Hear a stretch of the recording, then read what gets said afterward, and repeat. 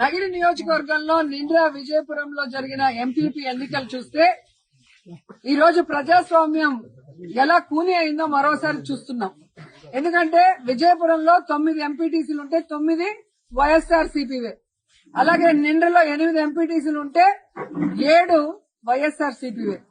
ఈరోజు టెక్నికల్ గా వైఎస్ఆర్ సిపి వాళ్ళు గెలిస్తే తెలుగుదేశం పార్టీ అని అనౌన్స్ చేస్తున్నారు అంటే ఆ అనౌన్స్ అయిన వాళ్ళు ఈ రోజు ఏ విధంగా దిగజారుడు రాజకీయాలు చేశారో ఒకసారి మీరు అర్థం చేసుకోవాలి.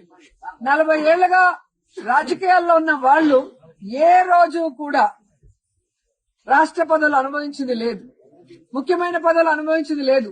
జగన్మోహన్ రెడ్డి గారి పుణ్యమా అని ఈ నగిరి నియోజకవర్గంలో ఎమ్మెల్యేగా ఉన్న నా పుణ్యమా అని అయ్యి ఈరోజు మాకు వెన్నుపోటు పొడిచి అదేదో పెద్ద విజయంగా చెప్పుకుంటుంటే పొలిటికల్ బఫూన్లు వీళ్ళని అందరూ నవ్వుకుంటున్నారు. ఎందుకు చెప్తున్నానంటే ఈరోజు పోలీసులు పెట్టుకొని అఫీషియల్ని బెదిరించుకొని ప్రెస్ వాళ్ళని లోపలికి రానియకుండా ఎన్నికలు జరపడం ఒక ఎత్తు అయితే, రెండోది నామినేషన్ వేయటానికి వీలు లేకుండా వాళ్ళకి విప్ జారీ చేసిన ఫోటోలు వీడియోలు అఫీషియల్స్ కి ఇచ్చినవి అన్ని ఉన్నాయి, క్యాండిడేట్లకు ఇచ్చినవి అవి లేదు అని అబద్ధం చెప్తూ అన్నిటికీ సాక్ష్యాలు పెట్టుకున్నాం. ఎవరిని వదిలిపెట్టే పరిస్థితి లేదు. ఆఖరికి వాళ్ళకి 4 మాకు 4 అందరూ కూడా వైఎస్ఆర్సీపీ వాళ్ళు టై అయినా ఏదైతే లక్కీ డిప్ ఉందో ఆ లక్కీ డిప్ తీసినప్పుడు ఒక చిన్న పాపను తీసుకొచ్చారు. జనరల్ ఏమో ఆర్వో చేస్తారు, విజయపురంలో చిన్న బిడ్డను తీసుకొస్తారు.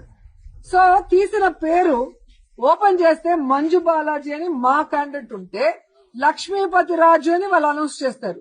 వెంటనే ఆయన పరిగెత్తుకుంటూ వెళ్ళి ఆ పేపర్ లాక్కుని తిప్పి ఆ ఎలక్షన్ కమిషన్ కెమెరా ఏదైతే ఉందో దానికి చూపించడం జరిగింది. మరి తప్పు చేయకపోతే డిఎల్డిఓ ఇందిరమ్మ ఎందుకు తప్పుడు పేరు అనౌన్స్ చేసి గబగబా వెళ్లిపోయిందో ఆన్సర్ చెప్పాలి. ఎందుకు కెమెరాల్ని రానియకుండా బయటికి తరిమేసిందో చెప్పాలి.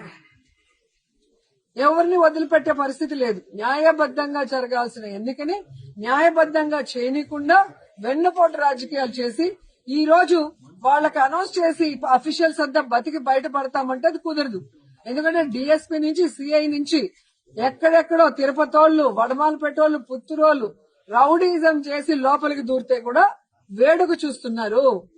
మా వాళ్ళనైతే ఎవరిని రానికుండా 144 సెక్షన్ పెట్టారు అంటే ఇంతకన్నా సిగ్గుచేటు మరొకటి ఉందా? 5-6 నెలలకి అసలు ఎలక్షన్ పెట్టడమే ఒక వేస్ట్ అంటే దాంట్లో ఈ విధంగా పనికిమాల రాజకీయాలు.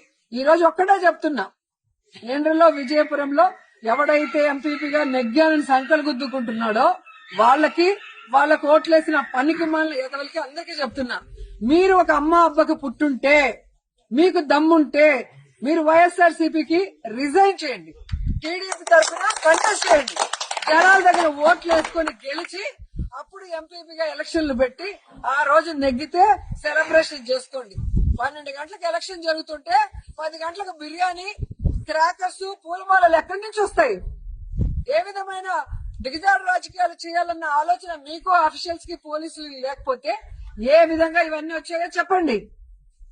కాబట్టి రాష్ట్రంలో అందరూ గమనిస్తున్నారు, జగన్మోహన్ రెడ్డి గారి ఫోటో పెట్టుకొని మేమిచ్చిన బీఫామ్ తో మా నాయకులు కార్యకర్తలు కష్టపడి గెలిపిస్తే గెలిచిన ఎంపీటీసీలు మీ మొహాలు చూసి మీరు గెలిచిన వాళ్ళు కాదు. ఈ రోజు పార్టీకి వెన్నుపోటు పడటం తల్లి పాలు తాగి తల్లి రొమ్ములు గుద్దినట్టు. సో ఈ రోజు మీరు ఎంత ఎదవలో మీ మండలాల్లో అర్థమవుతుంది. భవిష్యత్తులో మీకు రాజకీయంగా సమాధి కడతారు ఈ నగిరి నియోజకవర్గ ప్రజలను కూడా తెలియజేసుకుంటున్నా.